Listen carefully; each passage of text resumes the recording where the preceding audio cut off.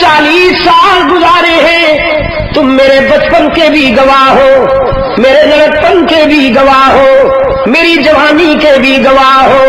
آج تک زندگی کا ایک ایک لمحہ تمہارے سامنے گزرا ہے، میری خلوتیں، میری جلوتیں، میری انفرادی زندگی، میری اجتماعی زندگی، اندرون در بیرون خانہ کی زندگی، ساری زندگی کے لمحات تمہارے سامنے ہیں۔ آج تمہارے ضمیر کو جج بنا کر دعوت دیتا ہوں، تبصرہ کرو، هل وجدتمونی صادقا او کاذبا،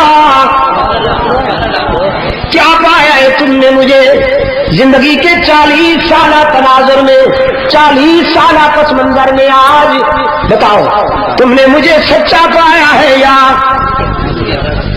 اس کے برعکس تم نے مجھے سچا پایا؟